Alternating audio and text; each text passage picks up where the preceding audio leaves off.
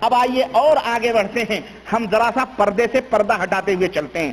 آئیے میں آپ کو یہ بھی بتلاؤں کہ جناب علی زیارت کا جو یہ زندہ زیارت کا جو یہ عقیدہ ہے، آپ کو میں اور آگے لے کے چلتا ہوں کہ باقاعدہ دیوبند کے اندر یہی نہیں بلکہ صفحہ یہ حکایات اولیاء کے حوالے سے اور میں آپ کو ڈیپ میں لے کے چلتا ہوں، گہرائی میں لے کے چلتا ہوں۔ صفحہ نمبر جناب علی صفحہ نمبر 383 ہے، حکایات اولیاء اشرف علی صاحب تھانوی کی کتاب معرکۃ الاعلیٰ، 383 نمبر کی اس کا صفحہ ہے۔ آپ کو میں بتاؤں کہ یہاں کیا گل کھلایا جا رہا ہے۔ حکایت نمبر 439، 383 نمبر صفحہ، اور جناب دیوان محمد یاسین صاحب دیوبندی کی کہانی بیان کی جا رہی ہے۔ لکھتے ہیں کہ حضرت والد صاحب نے فرمایا کہ دیوان محمد یاسین مرحوم جو حضرت نانوتوی کے یعنی قاسم صاحب نانوتوی کے خادموں میں سے تھے، ان کا ذکر جہر مشہور تھا۔ ذکر جہر یعنی زور زور سے اللہ کا ذکر کرنا، یہ ذکر جہر ہوتا ہے، بڑے وہ سری جہر ہوتا ہے۔ پھر ذکر ہمارا پیر تھا تو باقاعدہ وہ تو مغرب کے بعد بیٹھتا تھا تو جناب علی بنیا کرتے ہوتے اتار کے ٹوپی بھی اتار کے اب بالکل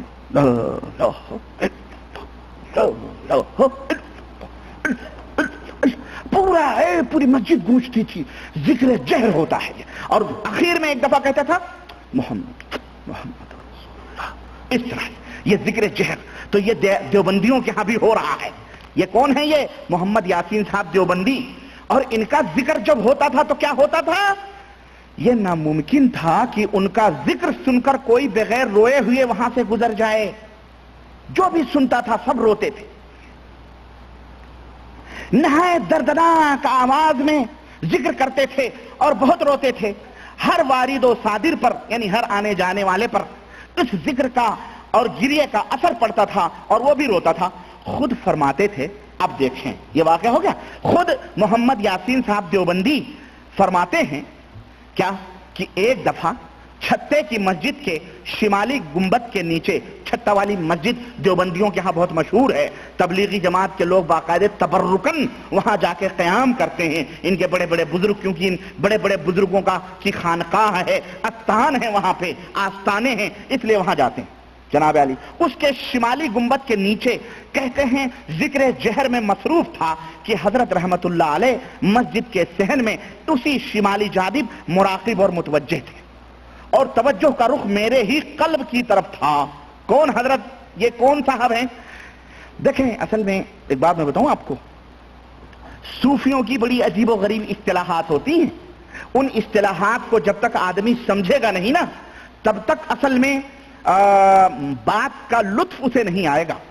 اصل میں یہ جو متوجہ ہونا ہے نا، جیسا انہوں نے لکھا نا کہ حضرت کی کا جو ہے مراقب تھے اور متوجہ تھے، یہ متوجہ کیا ہے؟ اور کہتے ہیں ہمارے دل کی طرف متوجہ تھے، یعنی حضرت قاسم نانوتوی کی یہ خاص خادموں میں سے تھے۔ مطلب یہ ہے کہ حضرت تو کہیں دور بیٹھے ہوئے ہیں، ذکر میں مشغول ہیں، لیکن حضرت کا جو دل ہے اس دل کی جو اس کو کیا کہتے ہیں، ٹاکا بھیڑا رہتا ہے نہیں، دل کا جو ٹاکا ہوتا ہے یا اس کو کیا کہتے ہیں، تعلق یا دل کی جو وہ ہے لائن، بالکل حضرت یعقوب صاحب جو ہیں یہ جنہوں نے بیان کیا ہے، یاسین صاحب، ان کے دل کی طرف حضرت کی توجہ تھی۔ اور صوفیوں کا عقیدہ ہے کہ بزرگان دین جب کسی کے دل کی طرف توجہ فرما دیں تو جتنا علم وہ دینا چاہیں وہ ایک جاہل کو دے دے تو وہ عالم ہو جائے، اور اگر کسی عالم سے اسی توجہ کے ذریعے سے اس کا علم چھیننا چاہیں تو اس کا علم بالکل چھین لیں اور وہ جاہل ہو جائے۔ یہ ہے توجہ۔ اب آئی سمجھ میں بات؟ ہاں، تو یہ توجہ جو ہوتی ہے یہاں تک کہ روح بھی چھین لیتے ہیں، مردہ ہو جاتا ہے، علم کی روشنی چھین لیتے ہیں، وہ جاہل ہو جاتا ہے، جاہل کو توجہ دیتے ہیں۔ اور آپ نے سنا نہیں اشرف علی، اما یہ تو انسان کی بات کر رہا ہوں میں، اشرف علی صاحب تھانوی نے کرامات وہ حاجی امداد اللہ مہاجر مکی کے حوالے سے لکھا ہوا ہے کہ حضرت نے فرمایا کہ جنید بغدادی تو ایک دفعہ انہوں نے کتے کی طرف توجہ کر دی تو وہ کتا بھی ولی ہو گیا۔ جھوٹ بولنے والے پر اللہ کی کروڑوں لعنتیں ہوں. کتا بھی ولی ہو گیا. اور یہی نہیں، وہ کتا جب شہر میں چلنے لگا تو جن جن کتوں کی طرف اس کی نظر گئی وہ بھی ولی ہو گئے. اعوذ باللہ. ہم نے کہا حد ہو گئی کفر کی. اب ان کے ولی کتے بلی بھی بننے لگے. اما تم بے زبان جانوروں کو تو کم از کم بخش دو. سنیں تو یہ ہے توجہ. یاسین یہ دیوبندیوں کا عقیدہ ہے، بریلویوں کا عقیدہ ہے، یہ جتنے صوفیوں کے رگوں میں رگے ہوئے گمراہ لوگ ہیں سب کا یہی عقیدہ ہے. توجہ کہتے ہیں شمالی گنبد کے نیچے میں تھا اور حضرت رحمت اللہ علیہ یعنی قاسم نانوتوی مسجد کے صحن میں اسی شمالی جانب مراقب اور متوجہ تھے اور توجہ کا رخ میرے ہی دل کی طرف تھا. اب اس طرف اگر کوئی آدمی بیٹھا ہو، میں اس طرف بیٹھا ہوں، مجھے کیا پتا کہ اس کے دل کی توجہ میری طرف ہو. یہ تو اللہ ہی کو پتا ہو سکتا ہے نا.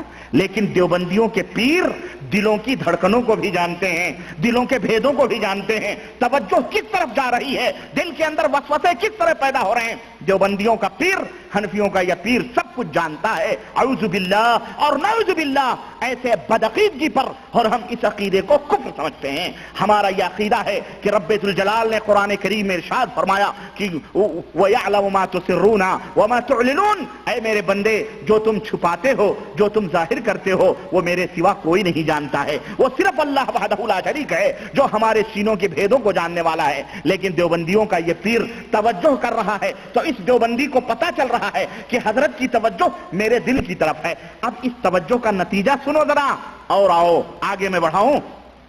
توجہ کا نتیجہ اسی اسنا میں مجھ پر ایک حالت طاری ہوئی اور میں نے بحالت ذکر دیکھا. ذکر میں کر رہا ہوں اور ذکر کرتے ہوئے کوئی سوتا نہیں ہے. اس لیے کوئی تبلیغی بھائی یا کوئی دیوبندی یہ نہ کہے ربانی یہاں پہ تو سونے اور جاگنے کا ذکر نہیں ہے، اس لیے خواب کی بات ہو سکتی ہے. بیٹے یہ خواب کا ذکر نہیں ہو رہا ہے، یہ جاگنے کا ذکر ہو رہا ہے. کیونکہ ذکر ہو رہا ہے، ذکر جاگتے میں ہوتا ہے، سونے میں ذکر نہیں ہوتا ہے. تو جناب علی کہہ رہے ہیں کہ بحالت ذکر دیکھا. کیا دیکھا؟ کہ مسجد کی چہار دیواری تو موجود ہے مگر چھت اور گنبد غائب ہے. چھت کے اور گنبد کے نیچے حضرت بیٹھے ہیں، وہ غائب ہے، کچھ نہیں ہے، بلکہ ایک عظیم الشان روشنی اور نور ہے جو آسمان تک فضا میں پھیلا ہوا ہے.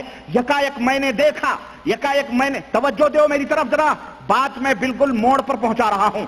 یکایک میں نے دیکھا کہ آسمان سے ایک، یہ دیوبندیوں کا ہے، دیکھو آسمان سے ایک تخت اتر رہا ہے اور اس پر جناب رسول اللہ صلی اللہ علیہ وسلم تشریف فرما ہیں. خلفائے اربعہ ہر چار کونوں پر موجود ہیں. وہ تخت اترتے اترتے اترتے اترتے بالکل میرے قریب آ کر مسجد میں ٹھہرا ہے. اور حضرت صلی اللہ علیہ وسلم نے خلفائے اربعہ میں سے ایک سے فرمایا کہ بھائی ذرا مولانا محمد قاسم کو بلا لاؤ. یہ دیوبندیوں کے بہت بڑے عالم ہیں مولانا محمد قاسم. نبی صلی اللہ علیہ وسلم کو باقاعدہ ان کا دیوبندیوں کے ایک ایک مولویوں کا نسب نامہ تک یاد ہے.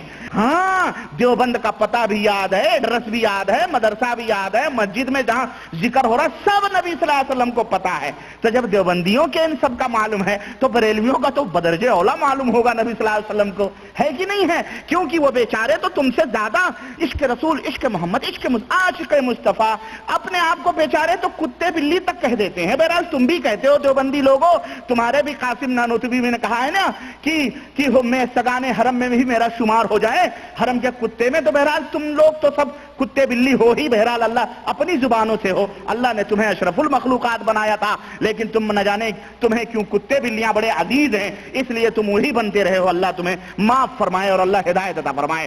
کہتے ہیں سنو تخت آ رہا ہے. حاجی امداد اللہ مہاجر مکی مدینے میں زیارت کر رہے ہیں، ٹھیک ہے. نمبر ایک احمد رضا خان صاحب ان کے جو مرید ہیں مدینے میں زیارت کر رہے ہیں.